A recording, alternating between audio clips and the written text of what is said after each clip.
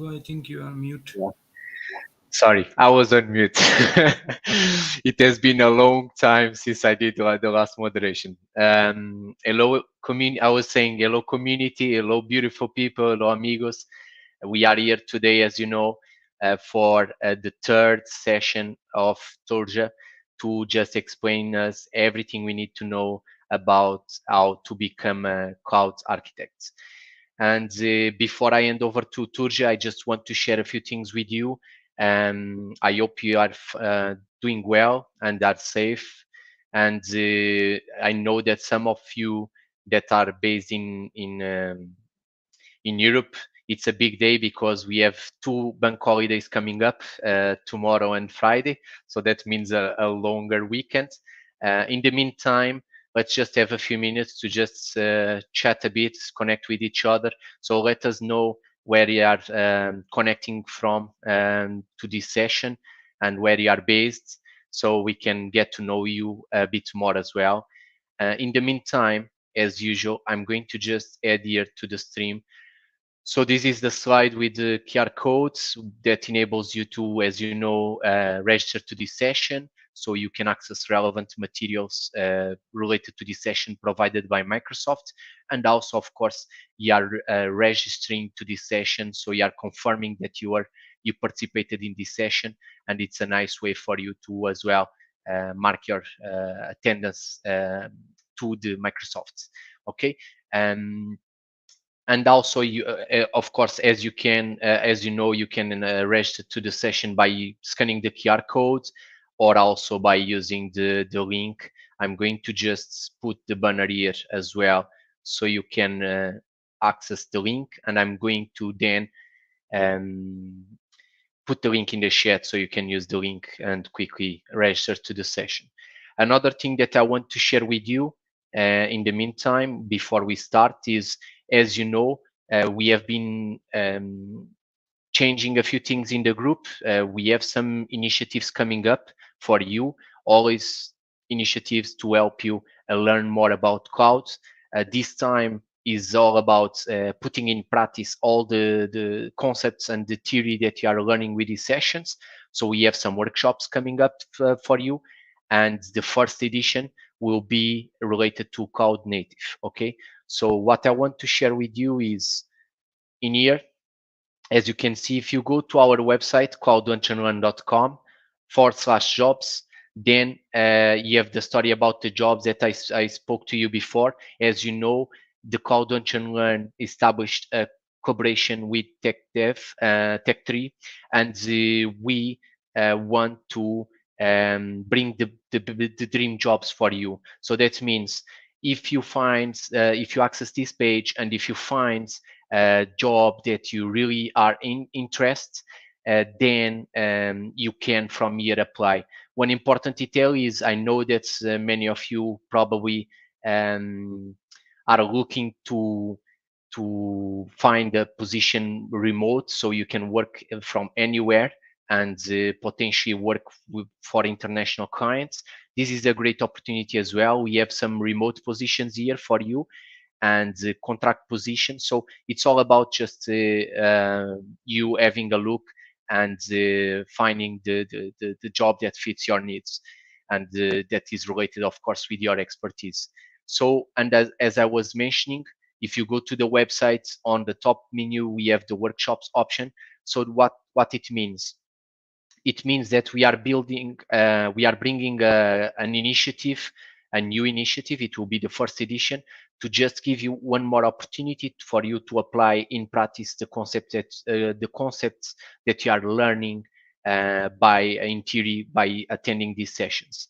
So this first edition will be related to cloud native. So in this first edition, you will learn how to build cloud native apps on Azure, okay, and using Azure service. We will have um, a few surprise on this initiative for you. This event will be multi-language, okay. We want to be as accessible as possible and inclusive as well. So the first edition will include three language, which means it's English, Spanish, and Portuguese. Okay, so if you don't feel comfortable on attending to this event and doing the workshop in English, you can always attend and join the workshop in Spanish and or Portuguese. Okay, also, another important detail is the formats will be a bit different from the usual. Okay, so usually you would attend a workshop, a full day workshop, where you do everything in a single day. But as we are aware that you guys have really busy schedules, and we want to design this workshop as best as possible to fit your schedule. So that means this workshop will run for a week, and that means during the week you'll have access to recordings that enable you to learn how to create individual components. Okay, so we will have a use case, and we will have an architecture, a proposed architecture for the solution, and then you will need to learn how to create the individual components, including, imagine, an Azure Kubernetes service cluster, or even how to create a Cosmos DB account and use the Cosmos DB account, or even how to create a web app and run your application using the web app. Okay, once you learn on your time, okay, so this will be offline learning, so you will be able to learn by yourself on your own time how to create the individual components. Then at the end of the week, we will, on the weekend, we'll have a time, an agreed time with the community, to just get together all together, and we will do a live session where we explain now, after you learned how to create in each individual component, now it's all about learning how to connect the piece, so because we are aware that sometimes people struggle a bit to just connect the piece. So they learn how to create Kubernetes service, they learn how to create a Cosmos DB, but now when it comes the requirement to build an end-to-end solution, they are not really sure how to do it, and how to connect the different service, and how to do it in a proper way, aligned with the cloud adoption framework and the well-architected framework, okay, which is available on the Microsoft's websites, as you know. So yeah, that's the idea. So we are going to do this model, and I'm explaining to you because I believe it's important for you to understand that it will not impact your schedule in terms of work, or even your daily routine and your personal life. Okay. So given that, I want to definitely welcome Turja. Turja, how are you doing, my friend? I'm doing well, Hugo. Thank you for having me here. It's a pleasure. It's always a pleasure for us. I just take this opportunity to, as you know, as well, we have a continuous open call for speakers. Okay, so if you believe that you have something, some topic to that you would like to share with the community, feel free to um, also apply, submit your sessions in our sessionize page, and get your time to just share your knowledge with and the expertise with the community. Okay. Last but not least, quickly, feel free on the jobs page, feel free to contact us. In case you decide to apply for a job, we can also provide you support on how to prepare for the interviews, and also accelerate the process for you to get as soon as possible an answer in terms of your application. Okay, so feel free. This link will pretty much redirect you to our Slack workspace, where you can join and then reach out to the full team of Cloud Launch and Learn, and also other community members. Okay, so feel free to join us if you want. So given that, I will not delay any longer, and I will post, well, pretty much forward the word to Turja, which is what matters in the context of this session. I just want to check, Turja, are you happy to share your screen, please? Okay, let me share my screen, Hugo. It should be visible now. Perfect. And of course, community, feel free to just share your comments, your questions. Let us know where are you connecting from, and it's always good to connect. And yeah, let's enjoy the session and have a great session. Okay, I'm going to Perfect. just enable the screen, and it's all good. The floor is all yours, Turja. I'll be in the background if you need anything. Okay. Sure. Thank you, Hugo. Thank you so much. Okay, so welcome everyone to this third part and the last part of this three-part series on how to become a cloud architect. I hope some of you will be joining from maybe the last session, some of you are new, and a warm welcome to all of you. Also, thank you to the Cloud Lunch and Learn group. Special thanks to Hugo, who is also the moderator for this session, who is a great friend and MVP. And he was kind of the person who collaborated with me on this idea of this session. Thank you for having me here. Okay, so what was the overall agenda? As you see, this was a three-part series. This is the third part, which is the last part. So part one and part two are already recorded and already available on YouTube also. If you want, I can also share you the links. To really make the most of this series, you need to kind of move from part one to part two and part three. Why? Because in part one, I kind of set the foundations. And the series, the way I had planned it was that part three and part two are kind of dependent on part one. That being said, I have taken a kind of a measure to ensure that even if you guys are joining individually in part three without any context of part one and part two, that should not be a challenge as well. So, this is the three-part series. What did we cover in part one? So in part one, we covered the basics. This was scheduled on 2nd, 2 weeks before. So we covered what is architecture at a high level. Who are architects? Why do we need architecture? Why should I be interested in becoming a cloud architect? What is cloud architecture and what is cloud native architecture? So this is something if you're interested in, you can go and kind of revisit part one again in YouTube. What did we cover in part two? So once part one was done and we had that initial foundational understanding of architecture, cloud native architecture, the second part was how to get started. How do we get started, right? So in the second part, we focused on actual actionable insights or steps on getting started on the journey. So in second part, if you watch the video, you will see I had mentioned 10 steps, quantitative actionable steps that you can take on your journey to become a cloud architect. So that was second part. So then what will we discuss today in part 3? So with the context that you have the fundamentals covered in part 1 and you have the actionable steps kind of covered in part 2, in part 3 right now where we are starting from, we have some idea about cloud architecture.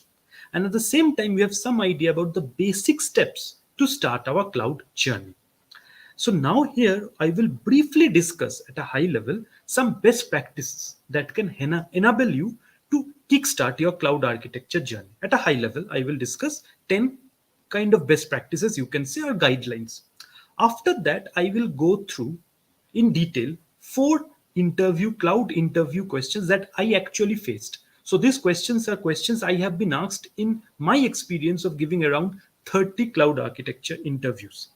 And while discussing those questions, we will try to understand some aspects that can enable us to create a strategy in handling similar questions in future.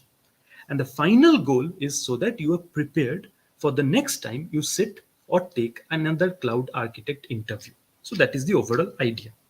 So, with that, I hope I have your attention. So, let me very briefly introduce myself. I'm currently working as an assistant director in cloud practice at EY Ernst and Young. Before that, I led the Cloud Center of Excellence team at Accenture. I have around 10 plus years of IT experience and I've been working on the cloud for 5 years now since 2017. But most importantly, and I want to focus on this for a minute, I successfully transitioned my career from a C Sharp Java SQL developer to a full time cloud solution architect. So, right now, what I do in EY is completely on cloud technologies and platforms. Okay. But once upon a time, from 2012 to 2017, I had zero idea of cloud, and I was primarily a C Sharp Java SQL developer. So this is kind of my journey at a high level. As I mentioned, from 2012 to 17, I had zero idea of cloud. In 2017, I had my eureka moment, kind of, when I got introduced to Amazon Web Services. From 2017 to 2018, I kind of worked on AWS. I completed a few AWS foundational certification exams. And then in 2018, I joined Accenture and I've not looked back since. From 2018 to 2022, I have full time worked on cloud. I have more than 40 cloud certifications on cloud related technology certifications. And in 2022, I joined EY as an assistant director in their cloud practice. So this is my Turja, journey. Turja, Okay. quick comments. Can you hear me? Yeah.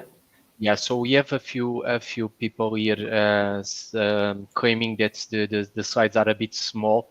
I mean, maybe it's a problem with the previous slides, and it should not be a problem with the next slides. Yeah, Okay, so I yeah. have just made it full screen, so it should help hopefully.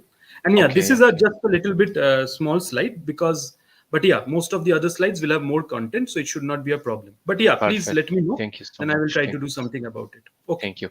Thank you so much, Hugo. Again, please interrupt me whenever because I have one screen and I'm just focusing on the content. Okay, so what happened in 2017 to 18? That is when my realization happened that I needed to transition to something else. And I considered this to be the most important part, the realization that you need to do something else. Because without the realization, nothing else matters, right? That is the kind of the kickstart. That is what spurs your next steps. Once that was done, I documented my purpose or my future goals clearly. Then I took some appropriate steps to enable my cloud journey. And this third part, this steps, is what I discussed in part two. What kind of steps I actually took in my personal experience, which I realistically took to enable my cloud journey. And I want to help you guys to do the same in case you guys are interested in making this transition to a cloud architect kind of role. And this is the overall idea of this series. This series is to enable you to kickstart your journey, to give you some sort of a framework on which you can build upon to become a cloud architect somewhere in the future. That is the idea. Okay, some housekeeping stuff. I will try to leave some time in the end, but if please, in between, do interrupt me with any question you have. We want to make this an interactive session. So whenever you have any questions, put it on the chat. Hugo will interrupt me. I will try to answer them to the best of my capabilities. And in case I am unable to do that, please reach out to me personally. I will surely help you out, or even I might reach out to you personally. Good. So, what did I learn from my previous sessions? So, from my previous two sessions, I had some feedback from you guys and I have incorporated that into this session. So, as you said, some of you said that the sessions were too long, so we reduced the time a little bit. There was not that much interaction, also. So, I handled that at some level. We will be interacting more, and for that, I need your help. Please keep your questions coming. And you said you wanted more real life experience. So this time also I have modeled this talk kind of similar to my second talk around actual interview questions that I have faced. So whatever I will discuss are actual stuff that either I practice or I have faced in my career. Okay, let's get started. So this is the persona, my persona, which we will use in this mock interview scenarios. As I said, all the questions are actual questions which have been asked to me, and we will try to introspect on those questions and gather valuable insights from them. But before we get into the crux, which is those questions, let me quickly set some context by going over some of those best practices that I was talking to about. And this is more directed to some people who are directly joining us and maybe who missed session 2. So this is some of the content will overlap a little bit with session 2, but this is good stuff to kind of remember at a high level so that you can kind of kickstart your cloud architecture journey. So I will discuss 10 high level steps that you should follow to become a better cloud architect or to kickstart your journey. What is the first step? Follow other better solution architects. Follow them on LinkedIn, follow them on Twitter, join Slack channels, Discord. I don't care. Do whatever you need to do, but get some more information from them. Always try to surround yourself with more talented people. When you follow other people, then you will get some insight, right? What are they doing? What certifications are they saying? What blogs are they sharing? What technologies are they invested in? At the same time, you get a lot of information also, like free vouchers, free talks, which conferences are happening, and a lot of things. So when at the moment you are kind of not maybe that much active in the cloud community or the LinkedIn community, so this is a very good way to get started. So follow influential people. Again, I have deep dived into this particular aspect in my part 2. In case you want more details on who I follow, who I would like you guys to follow, please see my part 2. Listen to cloud podcasts while taking a walk or chilling out. So this is kind of optional. This is something I do because see, everybody's definition of chilling out or taking rest is different. But see, today there are a lot of podcasts that are happening. So just put on your headphones, and whenever you are kind of doing something which is not taking your 100% attention, you can listen to some podcasts. But try to focus on stuff which will help you, because there are so much content out there, and a lot of that might also be a little bit noise. So try to filter that. What I do, for example, I follow some InfoQ podcasts, some very good Google industry podcasts. So I follow them whenever I'm going for a walk. I put on my headphones, I maybe start a 30-minute audio podcast and listen to them.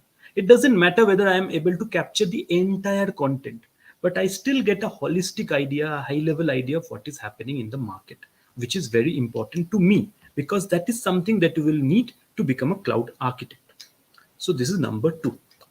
Number 3, which I again focused in part 2 of my series also, is write a small program in whatever language at least once a month. This is something I'm actually do, even though I have kind of moved away from a full-time dev role to a more like cloud infrastructure and governance and security role, but I still try to do this every month, or even more than a month, very frankly, for my case. But at least start small and do this once a month. Some of you might not be programmers also, but still try small stuff. It can be as simple as coding something like a calculator, or maybe creating a very simple web page or your blog. Maybe, for example, you do a stack reversal or a linked list, kind of reversing a linked list or a string. It does not matter. Choose a programming language. Why? Because many times in interviews, you might be asked to write pseudocodes, if not actual code. I have been asked to do that. Many times, some companies will even ask you to do a formal coding round. Very rare, but many companies, say 70 to 60% of 60 to 70% of the companies I interacted with, asked me to write some sort of the pseudocode for very simple use cases. But writing a programming language using something like that, it helps in this kind of stuff. So this is again up to you. Obviously, all of this is optional, but this is something you can do to kind of increase your programming hygiene. Subscribe to good newsletters to stay updated. I cannot stress this enough. There's a lot of content out there, but going through all of that content is an extremely daunting task. That is true, right? There are thousands of articles. Which should I read? Which I should not read? So, why should I do this filtering when I have somebody already doing it for me? When I have somebody more talented than me doing it for me? When I follow a good newsletter, I get a curated list of information. Say, follow the Uber engineering blog, the Spotify engineering blog. I follow Luca Mazzarellas' Dear Architects. I follow the Learn K8 Kubernetes newsletter. So they are kind of filtering all the Kubernetes information and giving me some good blogs, some good content, and that will help me to stay updated. This is something that I really focus on, and I will really try to kind of help you guys to do the same. I would encourage you to do this. This is very easy to do. You just go to some of the engineering blogs or some nice source of information and just subscribe to those newsletters and you get the information. Good. Get the basics right. Start with the why before the how, and this was the my crux of what I discussed in session 1. My entire session was focused only on this. If you want to become a cloud architect, you need to go back to the non-functional requirements. You need to understand what is architecture, what is cloud architecture. So start with the why. Every time you are getting a question, start with the why before the how. Okay. At work, try to get a gig that lets you think about architecture. Again, this is something I focused a lot on parts 1 and 2. The thing is that many times in your day work, you might not be getting a lot of cloud related work or a lot of cloud architecture related work, right? So try to align yourself with some work that lets you do a little bit about architecture. So let me give you a very small example here. When I started my cloud journey, I was asked to write a script to take AWS AMI backups. A very simple PowerShell script that will go to an EC2 instance and configure the AWS AMI backups. Once it is configured, it will start backing up AWS AMI files to EC2 instance. Once it is done, it will start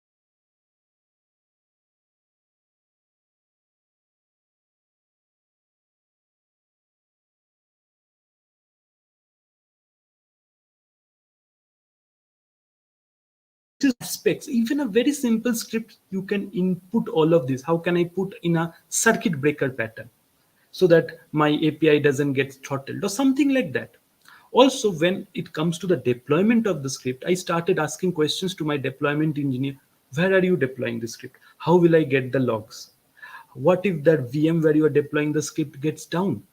What do you do then? So all of these questions about architecture, start asking those questions. Even if you are not doing anything related to architecture, start asking these questions, and then you will get into that kind of an architectural mindset, which will help you at the end of the day. Write at least one blog a month on technology, architecture, anything. At least one blog a month. I'm not saying like 4, 5, 6 blogs because everybody is busy. But writing something, when you start writing something, right, a lot of things get much more clearer. And what I'm saying here is something you must have already heard. I'm just putting it down here. And these are actual stuff that has helped me in my journey, that has given me this initiative. And it has kind of increased my level in a sense so that I could more confidently approach interviews. So write some blog on dev2. There's many blogging platforms, and it does not need to be anything new. Nobody asked you to invent something. You can read 10 blogs on a topic. Say, for example, let me give an example: multi-AZ deployment patterns. You read 10 blogs on that and then come up with your own approach and write it down. Whatever you understood from there, write it down. It does not matter who is reading it. If you do it consistently, if you keep on doing this consistently over 1 year, 2 year, you will get a reader base. You will get a loyal reader base who will cling on to you. So this is also very important, writing a blog at least once a month, if not more. Get certified. Again, in my part 2, I had discussed this in much more detail, what certifications you can take, what is the certification path. But very frankly, even today, no matter how much we discuss that certifications are not a good way to judge somebody's knowledge, and I agree maybe at high level with a lot of that, but still today it is one of the easiest way to filter people out of the recruitment process. So, for example, everything else being same, if somebody has 5 certifications, somebody has 2 certifications, there is a high likelihood that the HR recruiter, okay, or the hiring manager will go with the five certification person, at least for the interview. Even, I'm not saying this is a norm, but I mean this is kind of, you can say, the high probability. And even us, whenever, say, for example, we see a person with, say, 10, 20 certifications, we ourselves also think, kind of, as part of human nature, that this my guy must be good. He has passed on so many certifications, especially the professional and specialty certifications. So try to get certified. There are many ways to do that, and I have discussed in detail my approach on getting certified in part 2. So if you want, you can check that as well. Try to speak on cloud technologies, on software architecture at events, and this is what I am doing now, right? This is my part. So what am I doing? I'm practicing what I'm preaching in a way. So this year, this is one of my focus, to speak more and more on this kind of community events. Because this, while preparing for this deck, I had to do maybe 4 or 5 days of research, right? And that has made me a better person, a better architect, or a better IT professional, whatever. So try to do this. You might not start maybe today, but somewhere down the line, keep this in mind, that try to build, and this will build that base, that networking base I was talking about.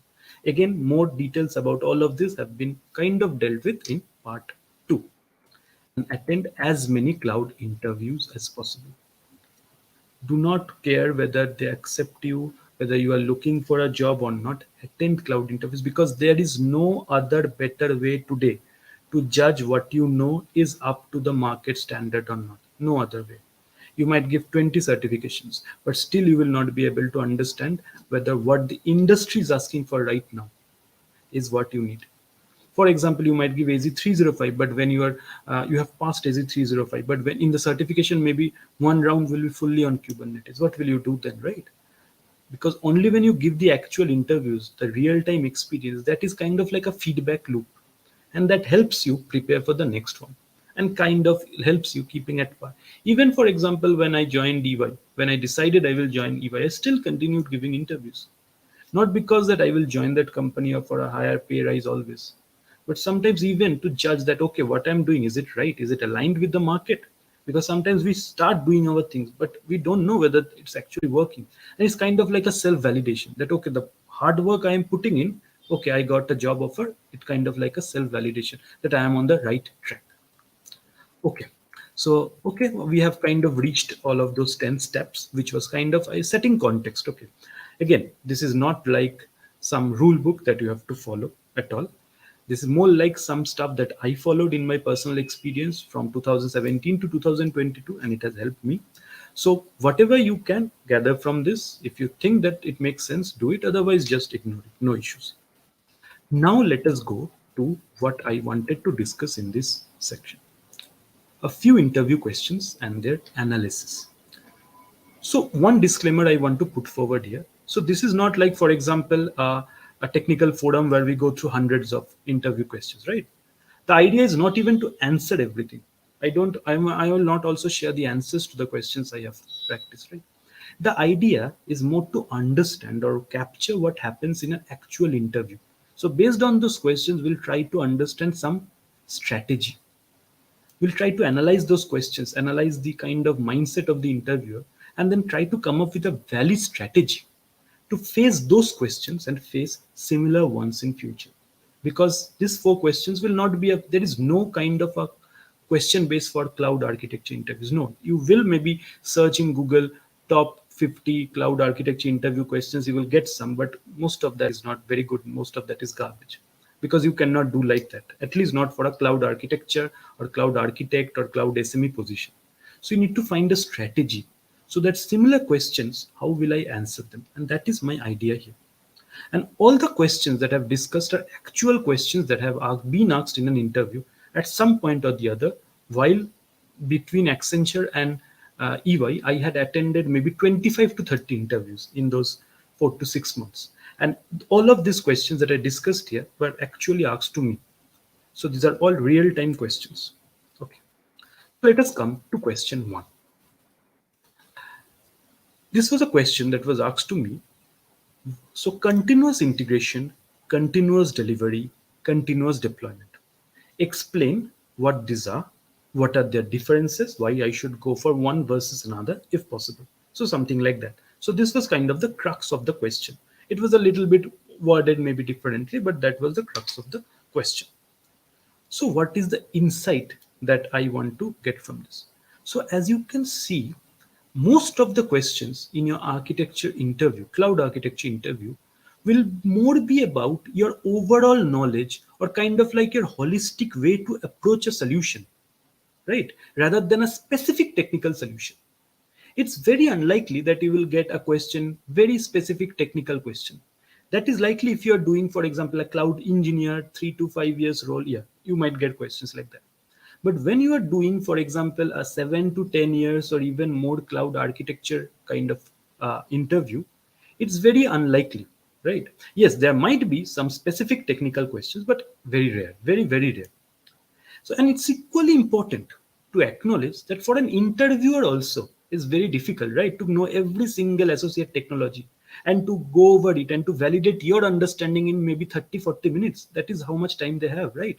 So you will see that the interviewer will mostly come to you with a high level holistic problem and try to get your answer for that. For example, as an example, you might get questions on a continuous integration or on Jenkins.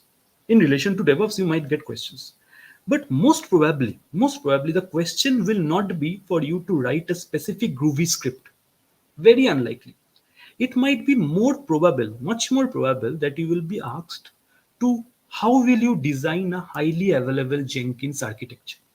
How will you design a master slave architecture? How will take care of, for example, the fault tolerance so that my Jenkins CI pipeline is always up? How will you handle both Windows and Linux workloads? So high level holistic questions. And the idea and the intent of the interviewer is more to understand your approach to a solution rather than a specific solution.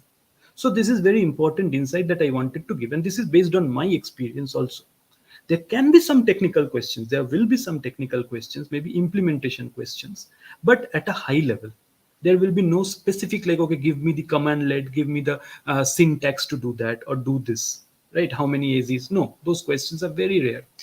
So this is the first insight I wanted to share with you. Based on my experience, and this is again based on my experience, interviews were more focused on solving actual enterprise problems rather than syntax. Like I said, very unlikely that people will ask you how many availability zones this region has, how does the ACCLI authenticate. Very unlikely. And this is also the same approach that I take when I interview candidates. I might have, when I was in Accenture, I might have interviewed 20 to 30 people for for positions in my team. I never asked them specific questions because I knew if they were good, they would be able to do a Google search, read through documentation, and get that idea.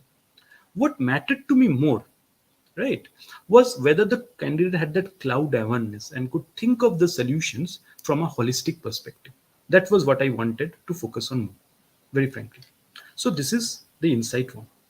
What is the insight two? Some of you might be wondering why a cloud architecture interview had a question on DevOps. Right? The question, as I saw, is CI versus continuous delivery versus continuous deployment. It's primarily a DevOps topic. And that is both the beauty of the cloud architect role as well as its most difficult point.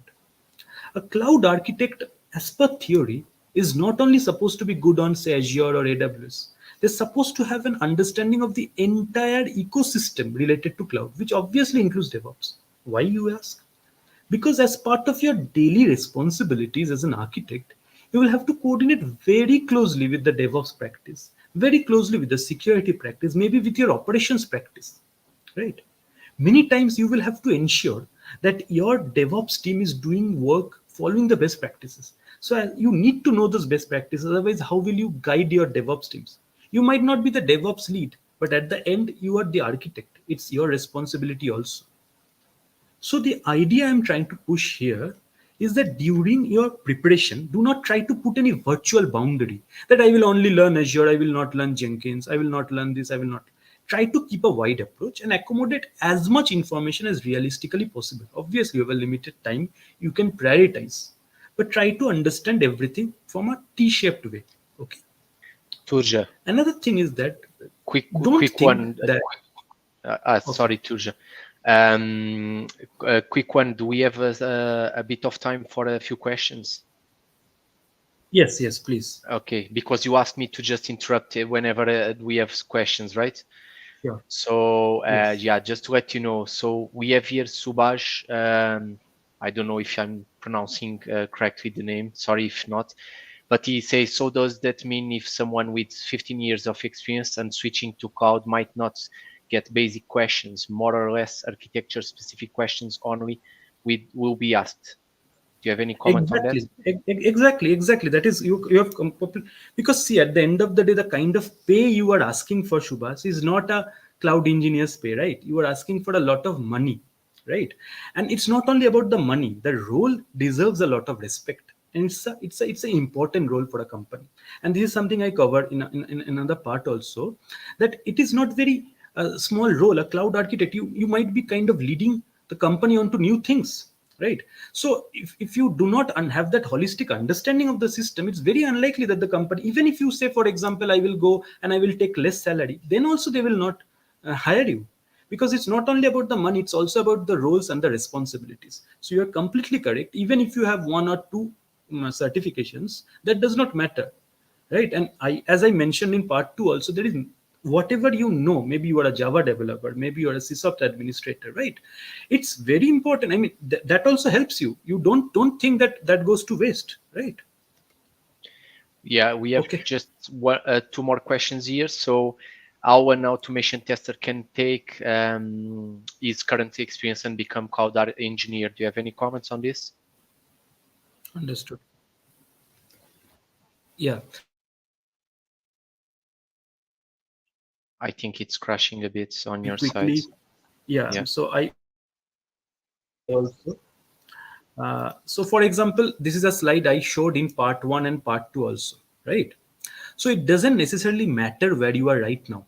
All roads kind of lead to cloud architect. If you have the fundamentals right, which I covered in part one, if you have the kind of the framework right, you know the steps you need to take, which I covered in part two, then you have what it takes to become. It's not like a coveted role that, okay, I am an automation tester, I will never become a cloud architect. No, I was a Java developer, I was a C sharp developer, right? I have done my of unit test also, I have written in any unit at some point of time. That does not mean I am not a cloud architect today. It has nothing to do. Everybody can, even if you, for example, as simple as you are in a support role today. I have seen people who have moved on from support role to solution architect roles. It's all about you. You have to put in the energy, you have to put in the time, you have to follow some sort of a basic framework that I tried to do in part two and part one, and you should be okay. Ideally, you should be enough. That should be enough for you to start at least and try. Okay. Okay, we have one more question. So, does associate or professional level cloud certification can help us to stand out in getting interview if you don't have real-time experience and self-learn hands-on? Yes. So again, that is a very good question. Yes. So see, certifications help. Yeah. So, oh, it's breaking. You there, Tuja? I'm not sure. Can you just confirm on your side if it's breaking for you guys as well? And can you just provide some comments? I have a feeling that it's breaking on Turja's side.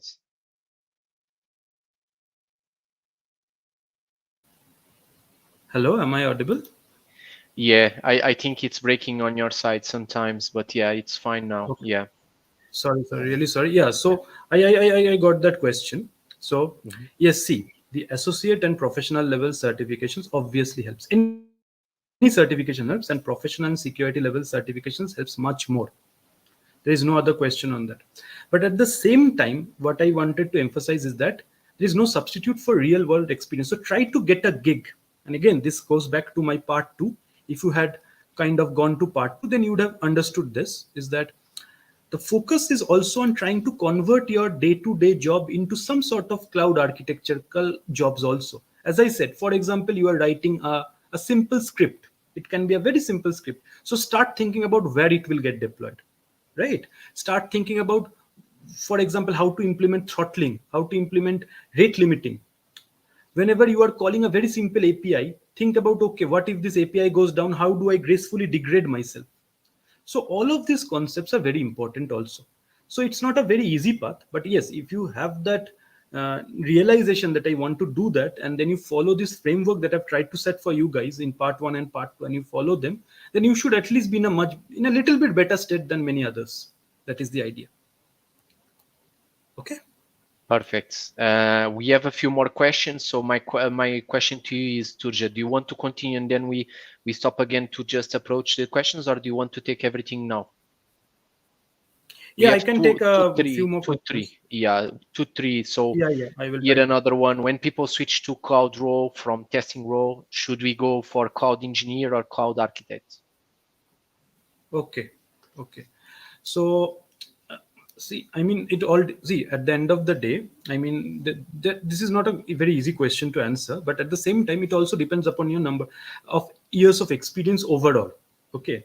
So for example, what I'm trying to establish, and this is also something I covered in part one, is that our cloud is relatively new anyways, right? I mean, it started, I think, in 2013, 2014, maybe at a high scale, right? Many of us, for example, when we got introduced, were in 2017. So I was 5 years of experience in normal programming. So I joined as a cloud developer first. And then I built on top of that and became a kind of a cloud architect or a cloud SME. So wherever you are right now, you try to switch at that level. So if you are, for example, don't think just in a cloud. Are you a software architect? If you're a software architect today, or an IT systems architect, or an operations architect, or a DevOps architect, then yeah, if you're switching to cloud, you can get to become a cloud architect, ideally, kind of like a one-to-one mapping. But if, for example, today you have 3 to 4 years of experience and you are trying to become, say, you are normal systems engineer or a normal systems developer, cloud, normal developer, maybe not using AWS or Azure services, then it's very unlikely that you will try to get, if you try to get a job which needs a 10 to 12 years of experience, they will not entertain you that much, very frankly. So then you try to get a job in cloud at your level, right? You get into cloud developer, or say a cloud administrator, or a normal cloud security, whatever you feel like it, right? And then you build on top of that and become a cloud architect. That is what I would like to say here. Okay, let's just take one more question. So, and then I would say maybe you can, if we have time at the end, we can approach the rest of the questions. Otherwise, we can also respond it offline. Anyway, we can connect with the people. So, what is the role of security in being a cloud architect? I mean, I cannot stress that enough. I mean, there's a huge role, right? I mean, we interact every day on that. Okay. And, but in itself, you will also see that there are roles now designed as cloud security architects also, with primary focus on security, right? So if you think at a cloud architect, just as a generic cloud architect, for example, the kind of role I do cloud security, but I might not know the NIST guidelines by heart.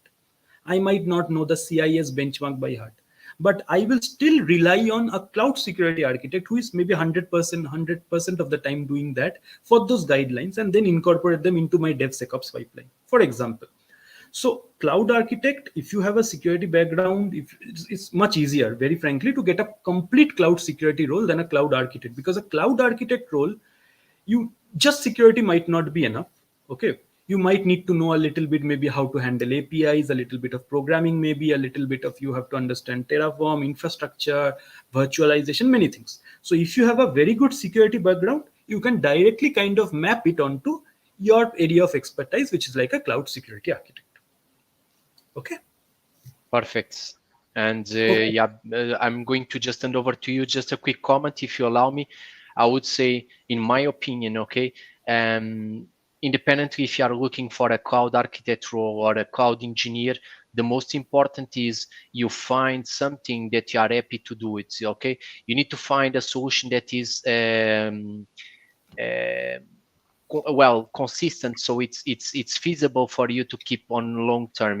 If you are doing something that you are not happy about, it's not something feasible to keep on long term, because you will get unhappy, you will not get motivated to work in that role, and you will eventually end up just giving up. Okay, so I think the first step is definitely for you to get familiarized with the different roles available in the cloud, and also the responsibilities of each role. That's one of the most important things, in my opinion. Second thing is just to, based on my experience, to just clarify to the people attending this session. When we talk about cloud architect, we talk about different roles with different responsibilities and also different backgrounds. Okay, so for example, in big companies, typically big companies tend to differentiate cloud architect from cloud solutions architects. And what does it means? Typically, the cloud architect is a person more with a background of DevOps or networking, okay, which will basically work on daily basis on figure out the architecture and in terms of networking for the different solutions. The cloud solutions architect, typically it's a person more with a background of developer, and it's more focused on designing solutions to be hosted in the cloud. Of course, you need to do some architecture, but it's something more technical related to the solution. Okay, it's not something most of the times not something really related with the infrastructure or even with the networking stuff. So yeah, that's my 2 cents. Okay, anyway, I'm just handing over to you, Turja. Thank you so much. Thank you, Hugo. And I'm 100% aligned with what you said, and thank you so much.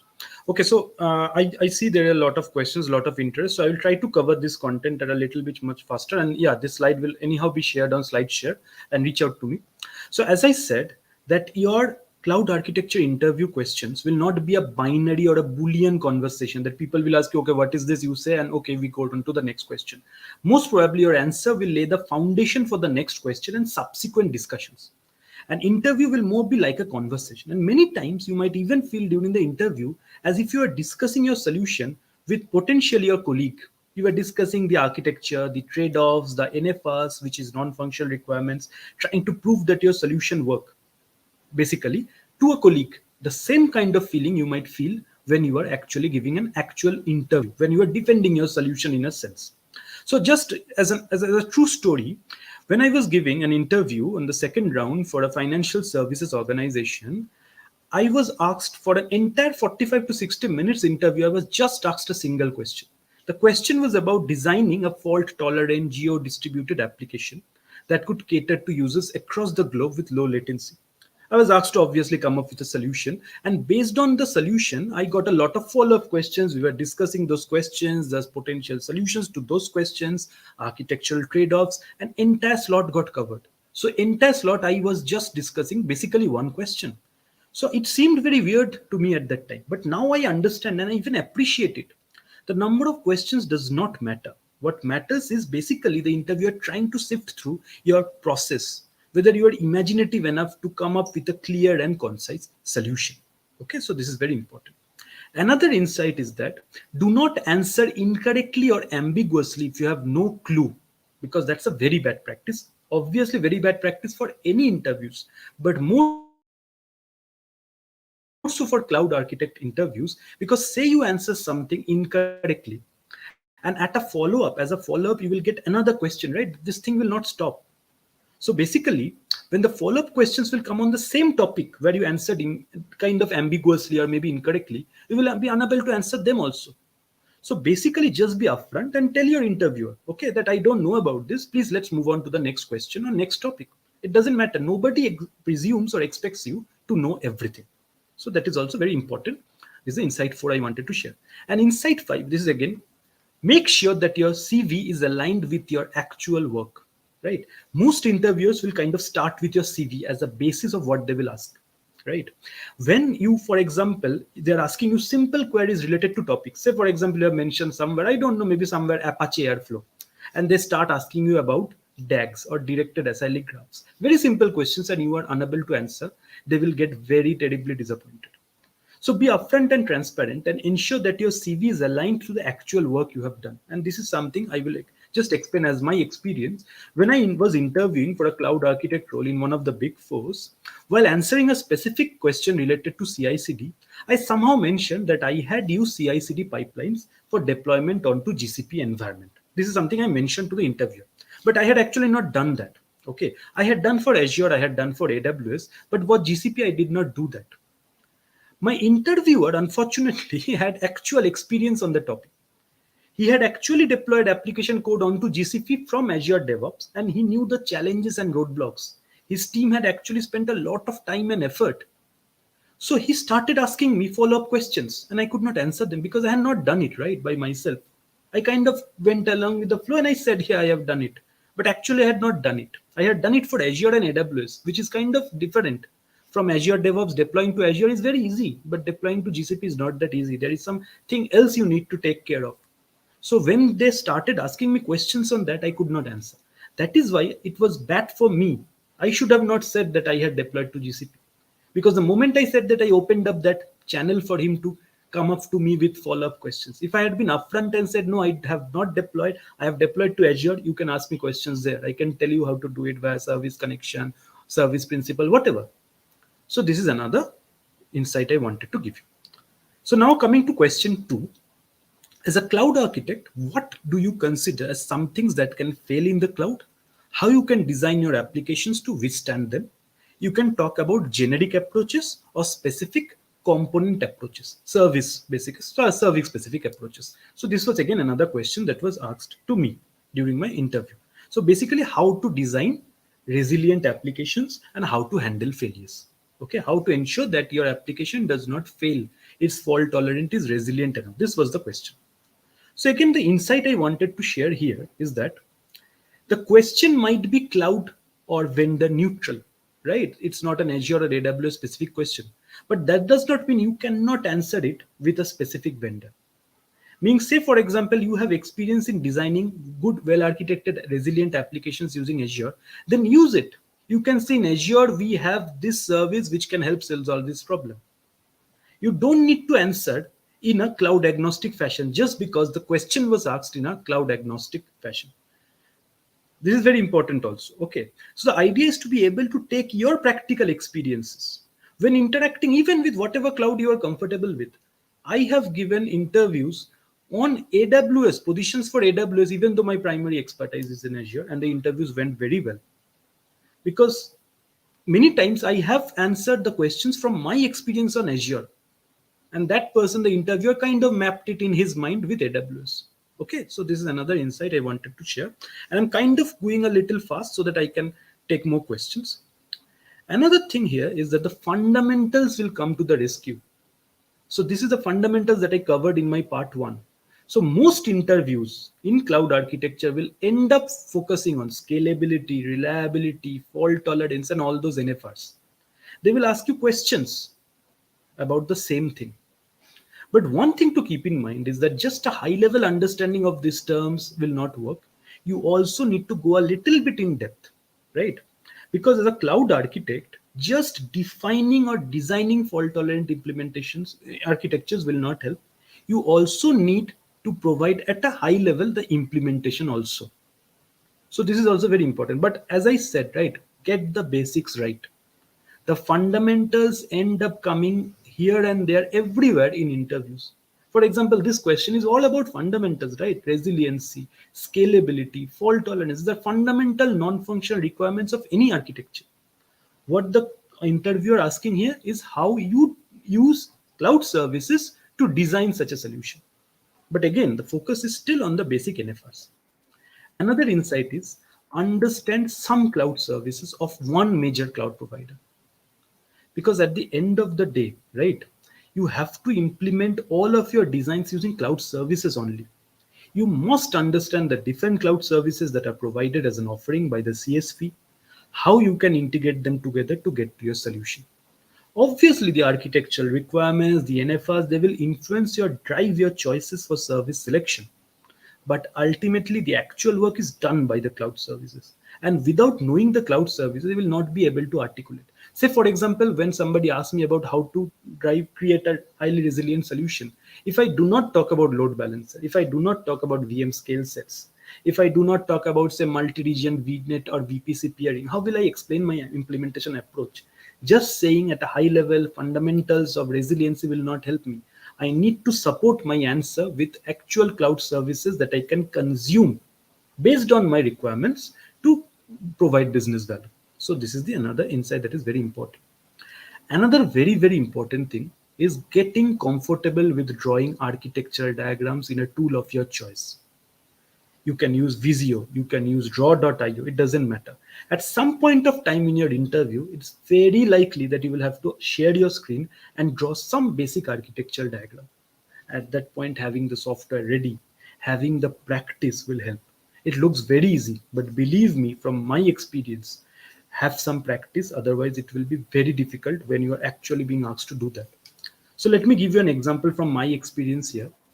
This was when I was interviewing for a supply chain unicorn startup. It was a very nice startup. I was very interested in that. In the middle of the interview, we are discussing some implementation of a Kubernetes architecture. So my answers were kind of correct. It was along the lines the interviewer expected me. At some point of the other, he said, okay, please draw the solution at a high level on some sort of a tool of your choice. At that time, I was more comfortable with Visio, but for some reason that day I was giving my interview on my wife's laptop, which did not have Visio installed, neither were any icon package preloaded. So I kind of took a lot of time in setting this up, installing this, doing that, and I could understand that the interviewer was getting irritated. And finally, he said, "Okay, let's not do this. Let's go to the next question." But what happened was that I never heard from them again. And I feel this was one of the main reasons that motivated him to not call me for the next round, because he felt from my kind of setup that this guy does not draw architecture diagrams as part of his current job. But I used to do, but at that time he felt maybe that was one of the reasons. So drawing architectural diagrams regularly is very important also. So this is my experience. So Hugo, any other questions or something? We have another two, question 3 and question 4, but if there are any questions for which you want me to take them now. Yeah, we can. So one question that actually was a bit before. So we have here, I have been working in MERN stack for the last 2 years and aspire to be a cloud architect. Can you please suggest a pathway to proceed forward towards my goal? Yeah, see again, that is what I was trying to focus, right? So it doesn't matter whether you are working on one stack, whether, for example, you are a sysadmin kind of role working on Terraform scripts. There is no like different pathways as such. You have to put in obviously the hard work, right? And what I am discussing here is that kind of think from an architecture mindset, have these fundamentals ready. So if you follow the part one, what I had focused on for 50 minutes was just the fundamentals. What is architecture? What is cloud architecture? What is cloud native architecture? Why do we need architecture? So those basics, I focused a lot on the non-functional requirements and how they map to my actual business constraints, and all of that I have mentioned in very a big detail there. Okay, so the idea here is that you have a chance to become a cloud architect. Nobody's stopping you, and everything that you are doing today, all the coding, whether it's JavaScript, whether it's C Sharp, whether it's Java, whether you are writing PowerShell scripts today, taking VM backups, it doesn't matter. It will help you. There is no other question on it. It will help you. I used to also work on HTML5, JavaScript. I used to write Bootstrap CSS, but that did not stop me in a way, right? So there is no separate roadmap as such. You can kind of follow my part one and part two to get that basic understanding, but at the end of the day, you have to put in the hard work, right? There is no other alternative or no other kind of pathway for you, a magic path, so that you can do these 10 things and become a cloud architect tomorrow. But yes, if you follow my part 2, I have given 10 actionable steps which I think can help you maybe a little bit. But yeah, that is all I can share. Yeah, we have one more question, Turja. So what if you are producing a hybrid solution? Yeah, I mean, I did not get the question completely correct, but you were talking about a hybrid architecture, and that makes sense. And I mean, that is good. I mean, if you're already working on hybrid cloud architectures, right, then you are already kind of like a cloud architect in a sense, right? And very frankly, most enterprises are going with hybrid cloud only. 95%, if you see, for example, I have shown one of these graphs in one of the earlier sessions also, that I think 95% of the enterprises are going with hybrid cloud. It's very unlikely that they're only public cloud. So having a hybrid cloud experience, having that VMware experience, having that ESI experience, this will obviously help you, right? There is nothing bad in that. You have that experience of compute, you have that experience of networking. Obviously, now move it a notch further and get into public cloud. I will say very frankly, if you have that experience, from my perspective, having a private cloud experience helps a little bit more in your journey than having a programmatic experience. From my perspective, if you say, I had a much tougher journey in a sense, because I was not at all infrastructure related. I had no idea. Before I joined Accenture, I had never RDP'd into a machine. I had never SSH'd into a machine. I just used to write my code in Visual Studio, and that's all. That is what I used to do on a day-to-day basis. But anyways, if you are already doing, yeah, Azure Stack is, yeah, that is very good. I mean, if you, but very frankly, I mean, uh, from my experience, there are, it's kind of a niche role today. So there are some companies, for example, Dell, and there are many others companies who will, if you know Azure Stack, they will pay you handsomely. But there are many other companies who are not that much invested into that also. So if you, so there are two ways you can approach your architecture journey, right? Either you go into a niche, and you then your number of companies decrease at some level, but you know who you are targeting, or you kind of keep yourself a little bit more generic than, for example, just Azure Stack HCI. You integrate yourself with APIs. You do a lot of other things like automation, DevOps, source controls, API management, containerization, all of that stuff also. And you get into more like a generic, where your number of companies, your scope kind of increases a little bit more. That is all I will say. Yeah. Okay, good. I would just add on the Azure stack. I would say that I see a lot of people sometimes focusing too much on products, specific products and service. But as Turja said, see, you may have scenarios of companies using multiple cloud providers, or using one cloud provider that is different from the one you used. So I would say, independently on the cloud provider that you are using, the core concepts are the same or really similar, if you know what I mean. So that means if you learn the core concepts on how to connect an hybrid cloud, so your on-premise environment with the public cloud, then it means that whatever product you need to use, you will know how to use it because the concept is the same, if not, I mean. So it's much more important, as always, focus on the core concepts to learn the concepts around designing and building an architecture in the clouds, even if it's hybrid, public, or private. Yeah. Perfect. We Aligned. don't have any questions, so you can continue, Okay, yeah. Teja. So I will. We are already, I think, over time. So I will Yeah. try to cover this much more quickly. But yeah, please. Thank you for all those questions, and thank you for making this interactive. So this question was primarily on Kubernetes. Okay. So for example, your development teams are creating Docker images. You got notified that your base image has a vulnerability. You need to upgrade it. How do you manage this? As a cloud architect, what are some of the best practices that you can put in place to ensure that proper security patches or OS and framework updates are pushed into the system without any impact? So this was a question I got asked. So here the first insight I wanted to say here is that Kubernetes has become the de facto kind of for the application development and deployment in today's software ecosystem. So it's highly unlikely that a firm will hire a new cloud architect with zero knowledge of Kubernetes. So you need to learn Kubernetes at some level. You don't need to be an expert, but just a high level understanding so that you can talk is also very important. And there is no other way to say this. You need to put in the hard work and you need to learn Kubernetes. When I started thinking about moving out of Accenture and I was starting to give interviews, I understood the gap I had. I did not have a lot of Kubernetes experience at that time. So I put in a lot of effort, around 2 to 3 months of effort, just to skill up myself on Kubernetes. And then when I started giving those interviews, in every interview, I got at least 4 to 5 interview Kubernetes questions. So this is the insight. So learn Kubernetes because it is kind of everybody will ask you about it, and it's very unlikely that people will hire at a cloud architect role, maybe without complete lack of knowledge. Maybe they were not asking for a huge deep expertise, but at least some sort of knowledge on Kubernetes is important. Another thing you might see here is from the question is that the question was not only about architecture but also related to stuff like patching, operational excellence, and all of that. So this is also very important, right? As a cloud architect, you are the subject matter expert for the cloud topics in your company. So there is a huge probability you will be involved in topics which are not directly related to architecture, even though they are related to cloud. This could include patching, antivirus, monitoring, observability, support queues.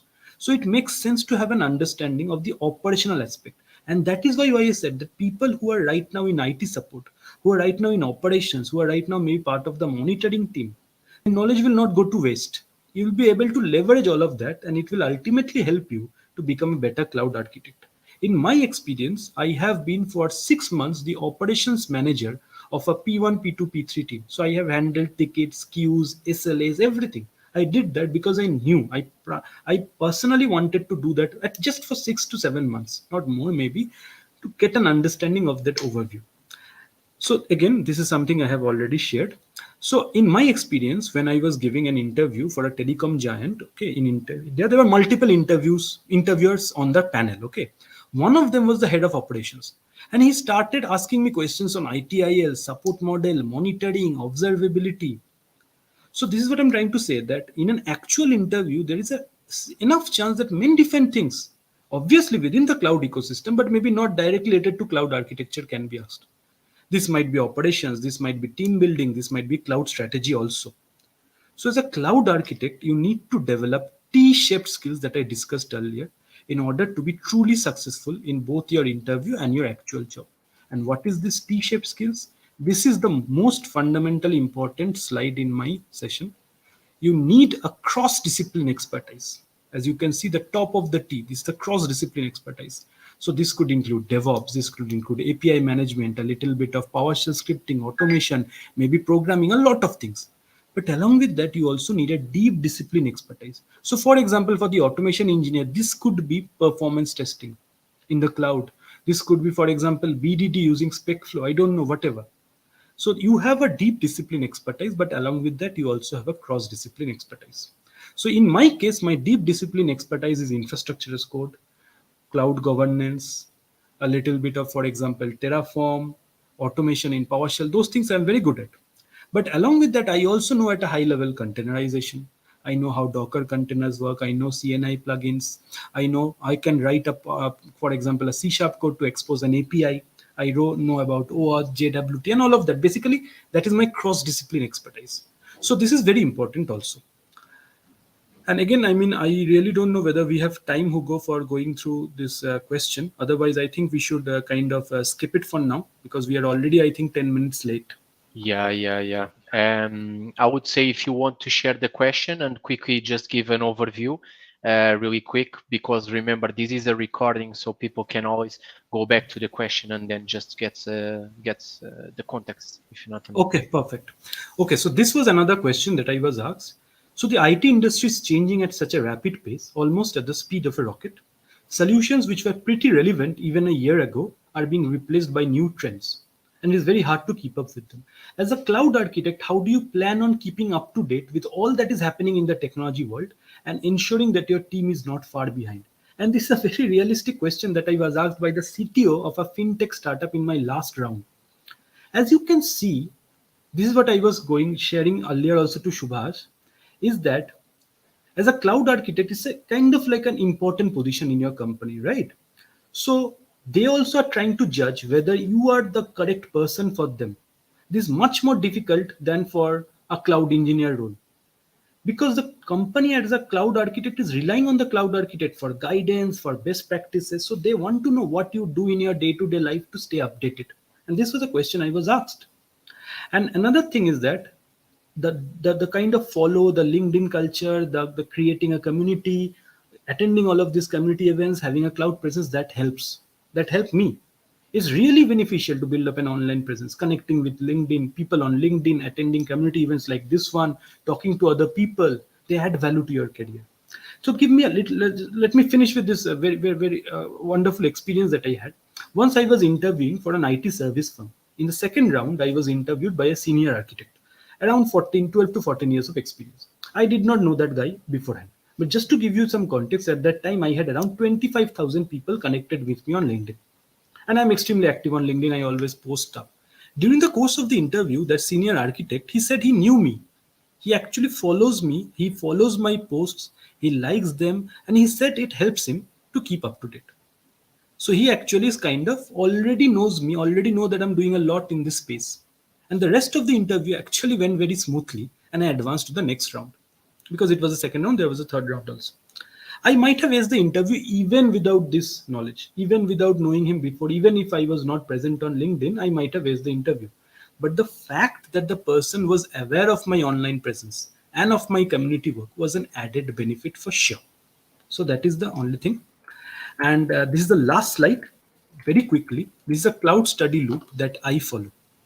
Okay, so what is it? Understand the basics, learn about the cloud services, try to get some job, some kind of work at your day job which is aligned with cloud, start giving exams, attend cloud interviews, and then simply go through each of these steps again and again and again, but each time in more depth than before.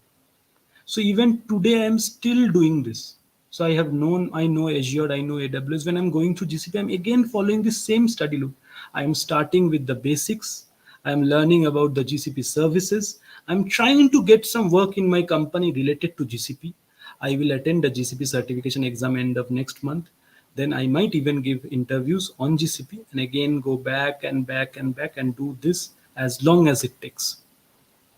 So I hope this is good enough, and sorry for rushing a little bit.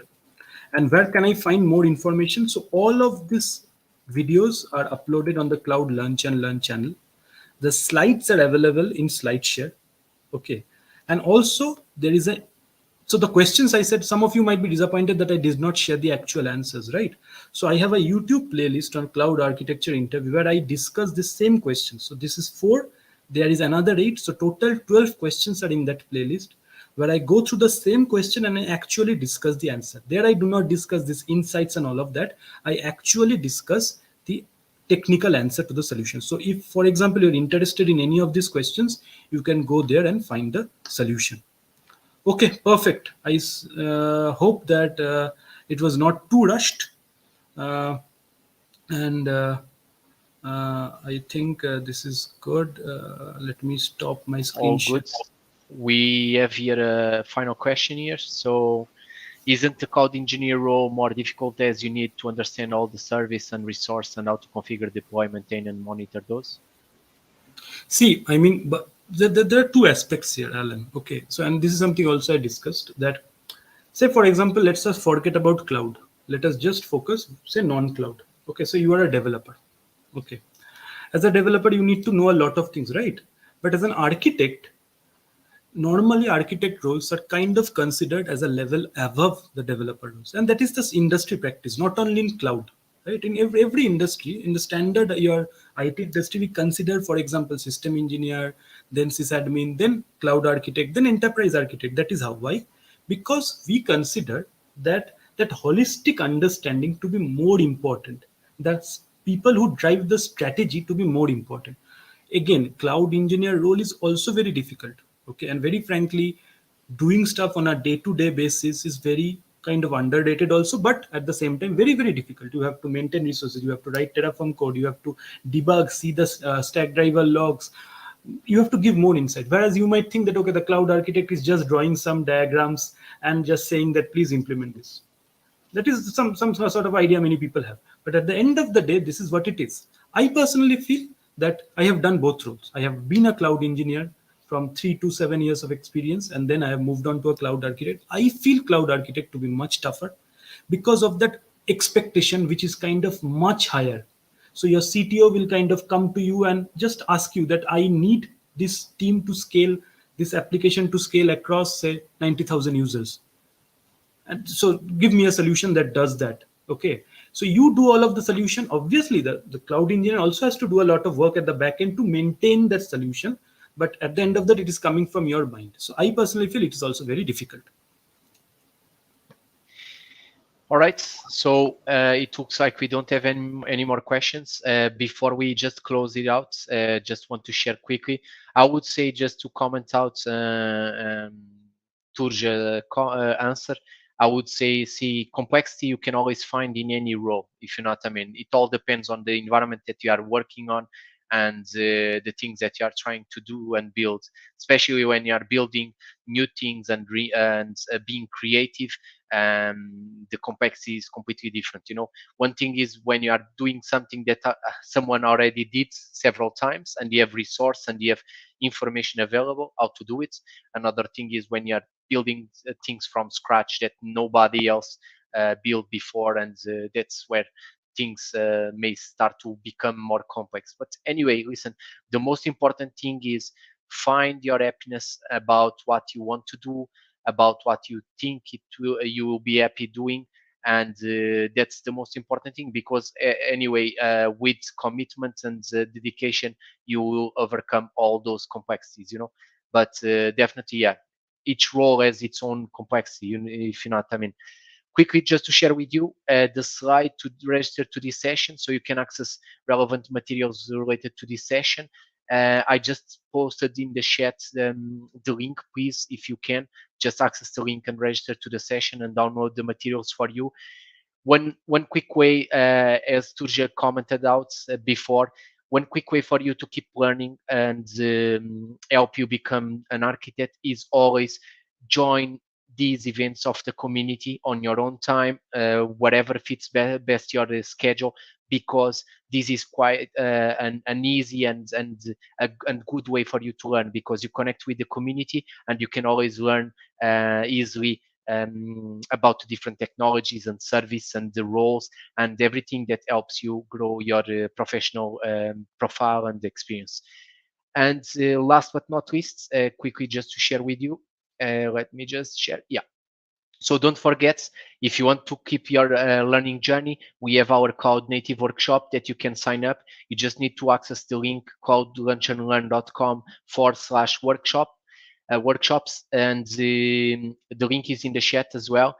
You can save your spot in May to learn more about Cloud Native. We'll discuss some architecture work as well, so you will be able also to practice an end-to-end solution using Cloud Native service. and focused on real world. So that means you can get some experience on how to build an end-to-end solution on this. And of course, if you have time, have a look to our jobs in tech page. So cloud.com/jobs. You can see some of the jobs we have posted there. You can get possibly find your dream job and start to apply, even if it's architect or even developer, even if it's remote or not. So we have plenty of options there available for you. Given that, quickly one to just share with you, I'm sure that Turja agrees with me on your Azure architecture role and a journey to be an Azure architect. Sometimes you don't need to start from scratch. You have plenty of content available. One of the place that I always like to access is the Azure Architecture Center. Okay, so I will just post the link in the chat for you. And the Azure Architecture Center is pretty much architectures that are designed by Azure architects working in Microsoft and focused on real world problems and solutions. And definitely from here, you can have a sense about the different solutions that architects build and design currently on daily basis. So that means you can have a look and see how things connect to each other, what are the different services used, how they connect, how they can be used in different scenarios, public cloud, private cloud, or even hybrid cloud. And it's, I would say, it's definitely a nice way for you to um, have a feeling about what's available there. So you have plenty of content available for you to continue your learning journey to become a cloud architect. And remember, as I told you, in my opinion, definitely a cloud architect can have different backgrounds. Okay, you have people from DevOps background and even a networking background going to cloud architects and doing work more specific to networking, or even you have developers as myself with a background of development, software development that goes in the path of cloud solutions architect. So more focused on building solutions to feed the and support the business needs. So more technical and more focused on the solution, not the infrastructure and the bits about connecting the different things. If you know what I mean. Yeah, I don't know, Turja, do you want any to say anything? Do you have anything to share with the community? No, no, no. So this is kind of like one of my go-tos. So Azure, AWS, GCP, every cloud has their own kind of like architecture center. I obviously follow the Azure architecture center. It's awesome stuff, very frankly. And one question I just saw from Alan, and I think we should just handle that also. So Alan is saying, in my experience, I've seen a lot of architects just reuse diagrams and examples from the internet. And see, Yeah. very frankly, if you see Martin Fowler as a section, Martin Fowler, you might have heard about him, is a very well-known architect. He actually uses the term ivory architect. So what is ivory architect? They sit in their ivory towers, they do their own, they're disconnected from the world. And that is why, if you said, I have shown you in one of my 10 items to do is to do programming, right? Because that is kind of like your link to your development team. Unless and until you can prove to your dev team that, yeah, your stuff works, you do a small POC and show them, okay, see, this my stuff works. And you inject a little bit kind of, for example, you use Azure Chaos Studio or something and inject a little bit failure into it and show, no, my system is resilient, my system is fault tolerant. And that is when you buy in your development team with you, right? Because then they will kind of, you are leading from the front, you are doing the coding, you are doing the design, maybe you are writing a small Terraform script, setting it up in a small POC dev environment, and then handing it over to them. So anyways, thank you again, Alan, for all of your wonderful questions. Just to follow up on Alan, I would say just a comment because it's definitely something that I end up talking a lot is, listen, even if we are an architect or a developer, for example, nowadays a lot of developers go to Stack Overflow and copy piece of code, and there is no problem, honestly, about that, because you don't need to try to reinvent the wheel. If you have something available, that's the beauty of these things. It's about having the community contributing to each other and extending the work. The most important thing is, imagine if you have an architecture available on our architecture center, and if you just see the fit of that architecture to your needs, to your company, then It's all about just understanding what's there, why it's there, and why you are using that architecture. But essentially, you don't need to build things from scratch. If you have already your answer there, why would you work to build your and the same architecture essentially and the same solution?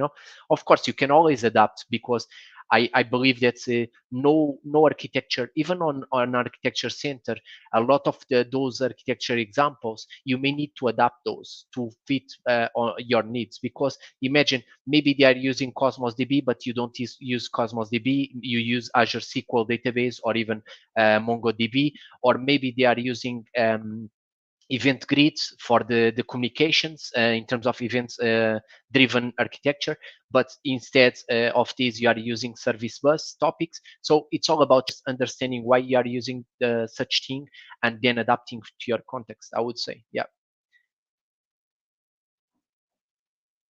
And yeah, yeah, Alan, just yeah, I totally agree. I'm just saying, because I see a lot of people sometimes trying to overcomplicate things, trying to do things from scratch, where you have a lot of materials that can support you.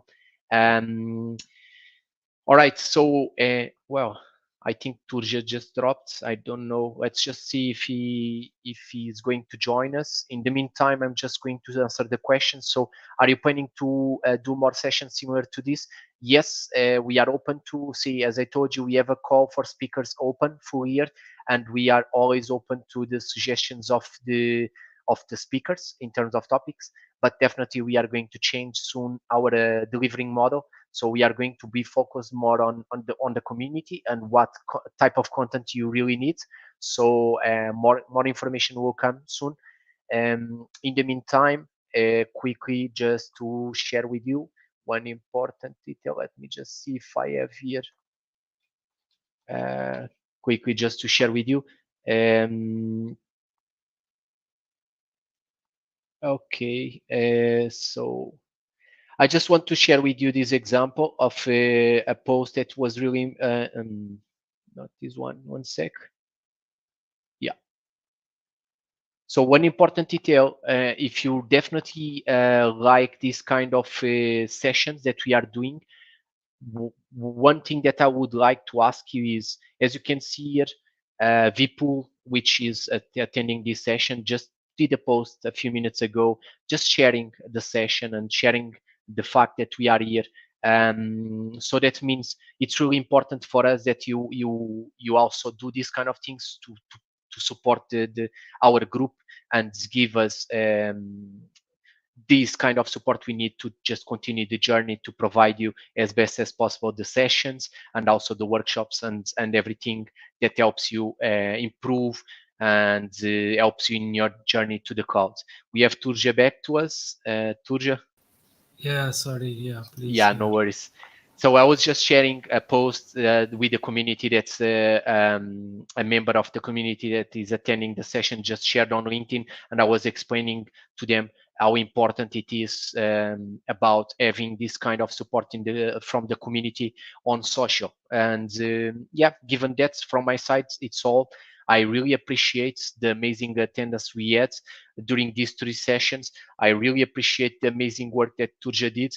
Remember, please ping Turja on social, follow Turja, because these guys are doing a big effort and an amazing work to prepare content to help you learn about cloud. So feel free to just support, because definitely the speakers need your support as well. Okay, so connect to Turja with Turja and just share some posts appreciating the sessions and letting the rest of the community know about the amazing sessions that you attended. Okay, and I really appreciate your support and your availability to be here with us. Thank you so much.